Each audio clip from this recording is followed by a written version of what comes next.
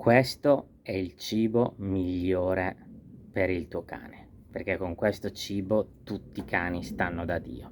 Questa è una frase che avrete sentito 1000 volte da amici, parenti, chi vi deve vendere il cibo, negozianti, magari anche veterinari che magari devono vendere il cibo che hanno loro.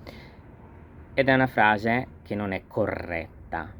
Non dico che sia sbagliata al 100%, ma non è corretta. In questo video cercherò di spiegarvi il perché, cercherò di darvi chiaramente i consigli su come gestire questa tipologia di frasi, in modo da capire perché non esiste un cibo che è migliore per tutti i cani.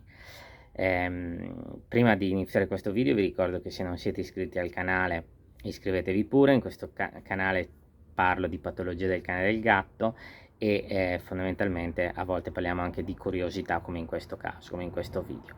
Se volete supportare il progetto mettete un bel mi piace al video e lasciate un commento qua sotto inerente al video, oppure se avete delle curiosità relative ad altre situazioni, patologie, lasciatelo pure qua sotto, che poi io realizzerò un video ad hoc rispondendo chiaramente alla vostra domanda, alla vostra questione.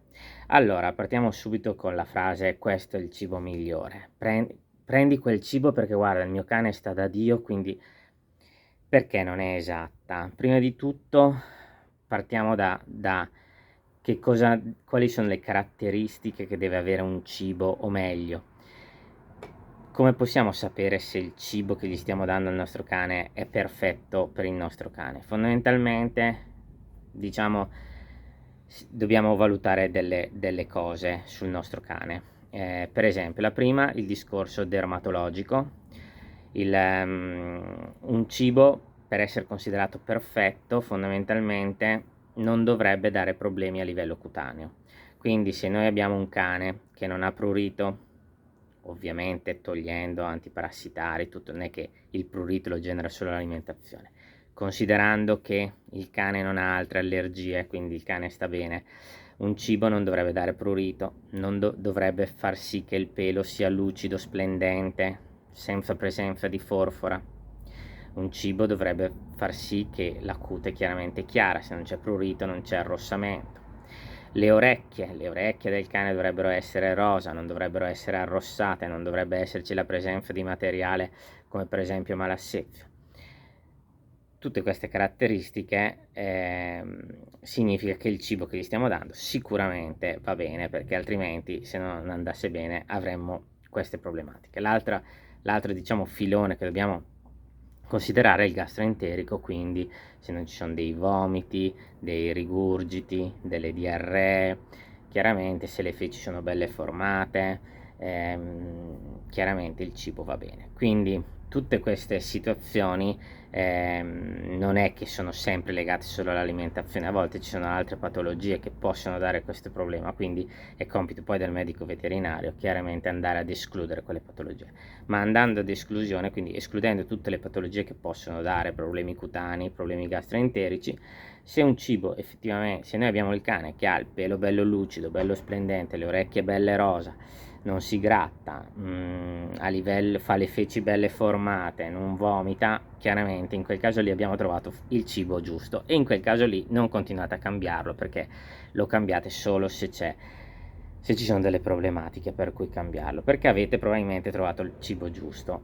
Questo per il vostro cane. Può essere che lo stesso cibo per un altro cane non crei le stesse condizioni, e quindi questa frase questo cibo è perfetto, questo cibo è sbagliato, sia a livello commerciale, cioè far passare questo messaggio è sempre sbagliato, perché ripeto, ogni cane può stare bene con un cibo e stare male con un altro, e quindi questa frase è completamente sbagliata, sia, ripeto, come utilizzo di marketing per le aziende e i negozi, perché in realtà stai lanciando un messaggio non completamente corretto. Come nelle persone possono esserci delle persone allergiche a qualcosa e altre persone no, così anche i cani, quindi magari il tuo cibo è perfetto, è qualitativamente un buon cibo, e questa è l'unica forse affermazione che uno deve fare, quindi qualitativamente il cibo ha delle materie prime di qualità.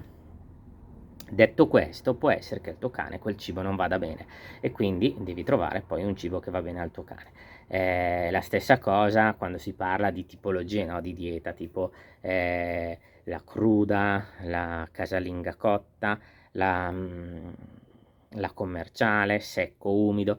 Non esiste fondamentalmente una formula magica perché, ripeto, funziona un po' come con gli esseri umani. Può essere che un cane sia allergico a una proteina e quindi fondamentalmente in quel cibo magari perfetto per il 90% dei casi, ma per il tuo cane no.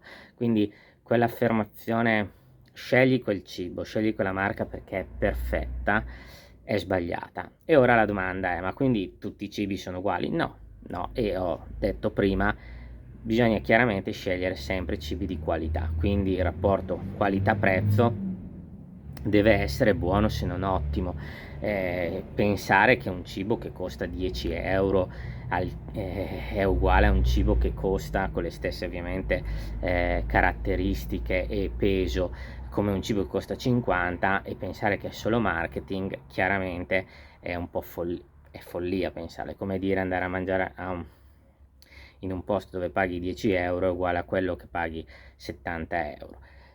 Ci sarà del marketing, ci sarà tutto quello che volete, ma c'è anche il discorso della qualità. Chiaramente ci sono delle caratteristiche che ovviamente fanno valutare il prezzo di un cibo.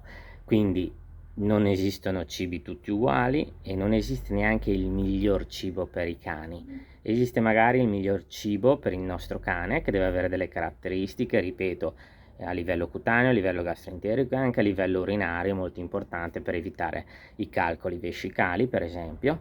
E quindi fondamentalmente non esiste, questo lo sottolineo, se andate per esempio in un negozio e vi dicono scegli questo qua perché questo è perfetto per tutti i cani, vi sta dicendo una bugia, vi sta dicendo una cosa inesatta, vi sta dicendo qualcosa che messa giù così non è corretta. È più corretto dire questo cibo qualitativamente è un buon cibo, poi provalo e vedi se sul tuo cane va bene. E poi concludo, non continuate a cambiare cibo. Una volta che si è trovato il cibo giusto è inutile continuare a cambiare, magari gli cambio il gusto, se cambio la proteina magari quella proteina è allergico e magari non hai lo stesso risultato. Questo video finisce qui, spero che vi sia piaciuto, vi abbia dato anche dei consigli e ci vediamo alla prossima.